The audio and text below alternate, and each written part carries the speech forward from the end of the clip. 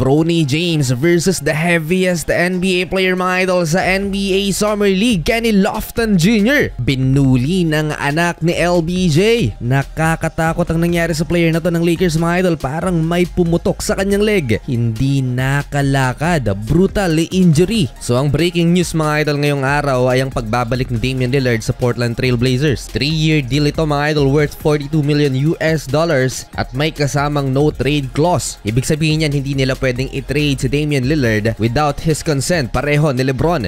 Dodoble ang sahod ni Damian Lillard. Total of $70 million ang sasahurin niya sa susunod na season. Meron pa siyang matatanggap mula sa Milwaukee Bucks. Paldo pa rin sa Dame time, tinalo pa yung mga healthy players. So Lakers versus Boston sa Summer League mga idol. Bronny James active early. Dishing dimes to Christian Coloco. Ganda ng mga pasa ni Bronny James, on point mga idol. Eto, successful finish na by the Lakers big man and another assist by Bronny. Driving baseline to CK for a dunk. Kinuha ng Celtics si Kenneth Lofton Jr. para maglaro dito sa Summer League. Si Jordan Walsh ang nanguna mga idol for Boston, pero lamang ang Lakers 26-21 at the end of first. Second quarter, Kenneth Lofton nakapag-steal sa pasang to ni Bronny James. Pero nasupalpal siya ni Trey Jemison. Isa namang masamang balita ang nangyari dito mga idol sa breakout player ng Los Angeles Lakers na si Darius Bazley. Na overbend yung kanyang knee at parang may pumutok mga idol. Nakakalungkot para sa isang player na grabe yung hard work, makabalik lang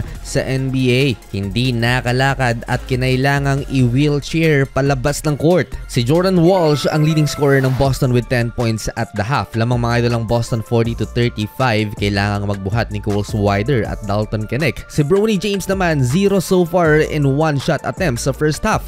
Third quarter, another assist by Bronny to Christian Coloco, and finally, first basket ng anak ni LeBron. He lowers the shoulder at naipasok ang floater na to. Mini run ng purple and gold, Dalton Knecht for the lead. Two-handed slam. Kenneth Lofton Jr. first field goal pa lang din mga idol dito sa third frame. Kenny versus Bronny mga idol. Running floater, napakalayo na ipasok ni Bronny James. Showtime si Jordan Walsh, transition dunk, at si Kenny Lofton Jr. with a step back 3-pointer showing off his range. Naglaro to sa CBA last season mga idol at silang nagkampiyon for Shanghai Sharks at siya rin ang pinangalan ng international MVP. Sa kabila ng kanyang weight, kayang dumakdak ng 6'6" forward na to. Gumanti naman si Bronny James and one basket kontra kay Kenny Lofton Jr. Nakumpleto ni Bronny ang 3-point play opportunity mga idol, and again, binubuli mga idol ng anak ni LeBron ng pinakamabigat na player sa Summer League na si Kenny Lofton Jr. and one basket again. Sa bigat ba naman ng player na to, parang sumalubong ng truck ang mga bantay ng Lakers. Great third quarter performance for Bronny, 9 points mga idol bago siya ibinalik sa bench lamang ang Boston Celtics. 10-point game, 65-55 going into fourth and final quarter. Namamagana ang lamang ng Boston Celtics, kulang sa offensive firepower ang Los Angeles Lakers dahil sa pagkawala ni Darius Bazley. 71-59, 7-minute mark. Bronny again drive pero walang tinamaan na bakal si Bronny. Lofton Jr. pumakawala na naman ng isa pang tres. At this point, tinatamad ng dumepensa ang purple and gold. Kenny Lofton Jr. to Jordan Walsh from inbound.